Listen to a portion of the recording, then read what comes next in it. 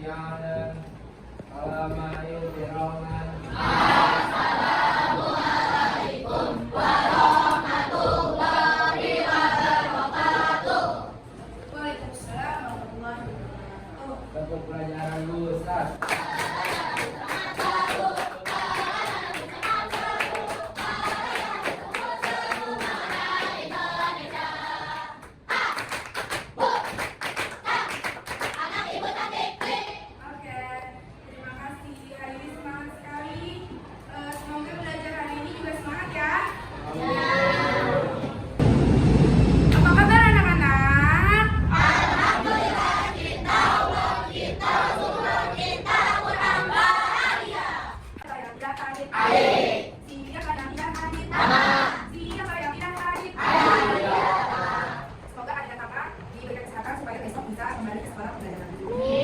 Baiklah, untuk review materi kemarin, ada yang kemarin kita buat apa? Oke, yang kebagian perumusan undang-undang ada? Kemarin nomor 1, perumusan undang-undang siapa? Oh, kamu perumusan undang-undang. Yang ini bagus dibelajar ya. Hasil posternya juga menarik dan edukatif. Semoga nanti bisa dibaca banyak orang ya. Yang kedua kemarin tunjukkan. Nanti siapa yang bagian? Oke, Riza dan kawan-kawan. Sama PPT-nya bagus dan posternya juga bagus. Semoga bisa membaca banyak kawan yang Yang ketiga, berani mengamalkan atau berani menjalankan undang-undang siapa? Oke, Dewi bagus PPT-nya.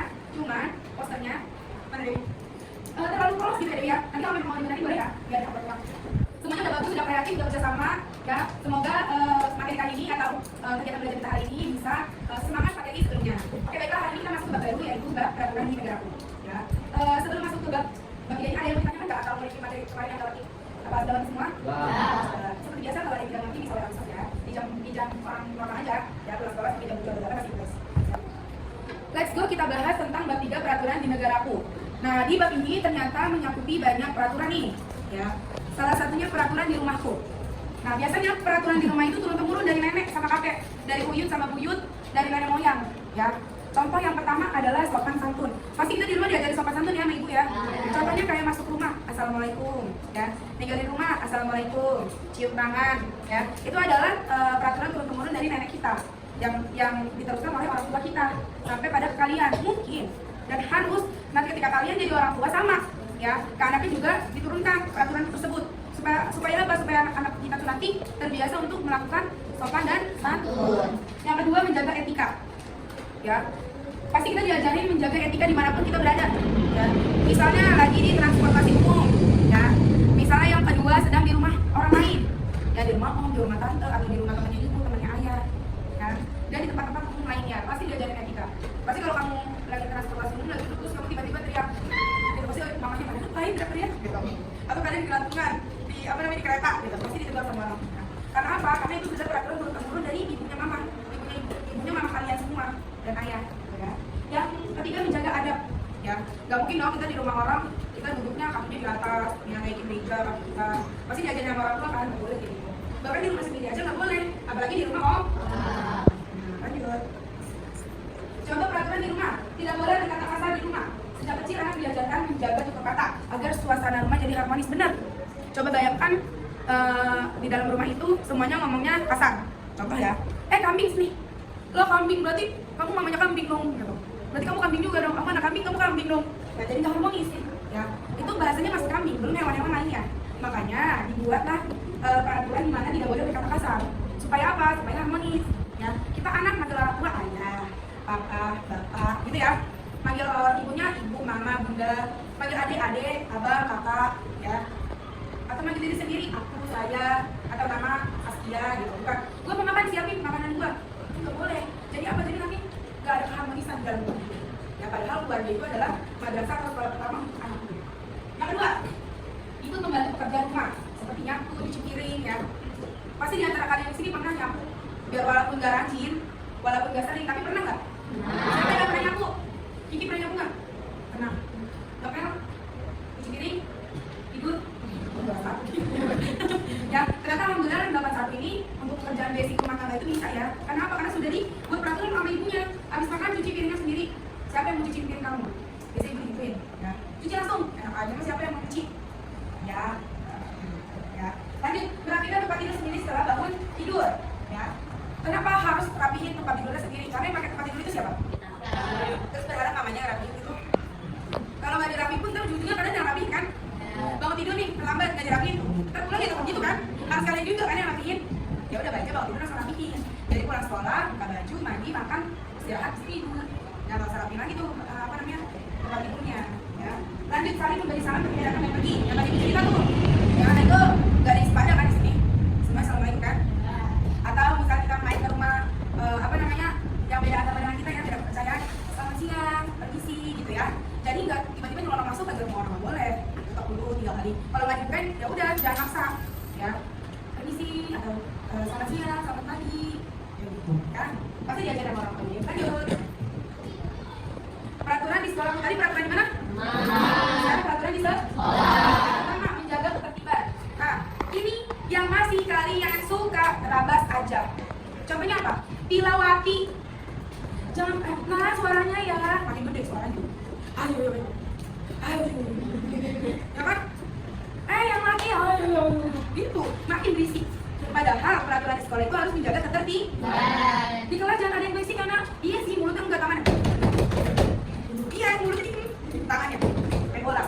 Ya, siapa tuh? Ibu yakin dari sini? Enggak ada di sini, enggak ada ibu yakin. Ya. Itulah namanya peraturan yang harusnya ditaatin, bukan dilakukan. Ya, lanjut. Menghormati guru. Menghormati guru enggak harus sama kami. Enggak harus ya. Enggak harus. Sosial Ustaz, enggak harus. Ya, cukup Ustaz. Ya. Atau enggak mari Ustaz, tungguan Ustaz, atau Ustaz, panggil aja Ustaz, atau cuma boleh, ya. Menghormati kalian jangan cium tangan guru bolak-balik enggak, ya. Disapanya sudah dihargai. Apalagi ketika ibu lagi memberi materi kamu dengerin, itu udah luar biasa menghargai. Ibu nggak perlu. Ibaratnya kalau orang zaman sekarang, enggak jelas ngomong, enggak gitu, ya. Kalian mau belajar sama ibu dengerin kayak gini nih, arti kalian menghargai ibu. Ya, udah gampang. Dan nggak usah dibuat membuat sampah pada tempatnya. Jadi lihat sekali ini nih, karena ya, sampah ceceran ya. Ya. Jadi kebetulan kita ada program madrasah itu zero waste, ya sampahnya itu nol. Makanya kalian disuruh bawa tumbler, disuruh bawa tempat makan. Karena yang kemarin kita kedatangan tamu dari WWF tuh, ya bayangin deh, itu berapa ribu dia bisa terurai sampah plastik itu. Ya, makanya gak worth it untuk bumi kita yang tidak ini dibanding dengan sampah plastik. Makanya dari kalian dulu, baru nanti impactnya jadi besar ke orang lain, gitu ya. Lanjut berkata dan bersikap sopan, ya. Berkata dan bersikap sopan. Berkata dan bersikap sopan. Berkata dan bersikap sopan. Berarti kalau ngomongnya anjir lah, maaf ya, itu sopan nggak? Padahal bisa diganti yang lebih Islam loh. Astagfirullahaladzim, masya Allah. Padahal ya, anak-anak itu melihat yang bikin kaget, pakainya gitu ya, pip. Bikin yang sedih, pip. Yang bikin marah, pip. Nah, selalu gitu. Pasti pakai kata-kata itu. Itu bisa mengekspresikan semua ekspresi kalian. Padahal lebih Islamnya banyak. Masya Allah, astagfirullah, subhanallah, astagfirullahaladzim, innalillahi. Ya. Itu lebih Islami ya. Seperti di madrasah ini, hampir semua anak ngomongnya gitu, astagfirullahaladzim. Atau begini, Masya Allah nikah. Gitu. Ya itulah anak-anak kasih gampang. Lanjut. Selanjutnya peraturan di sekolahku. Di sekolah terdapat peraturan yang dibuat oleh kepala sekolah untuk guru, staf dan peserta didik. Aturan tersebut berlaku untuk warga madrasah atau warga sekolah. Ya bisa kepala sekolah, bisa pengamat, wakil, guru, pendik, bakat kalian. Ya, aturan itu seperti apa Bu? Contohnya kedatangan dan jadwal pulang bagi guru dan pegawai. Aturan jam masuk sekolah bagi seluruh peserta didik dan aturan bagi guru pegawai ketika berhalangan hadir. Nah, guru itu harus datang sebelum 6:30 sama kayak kalian. Ya, kalian sebelum 6:30 juga harus datang ke madrasah kan?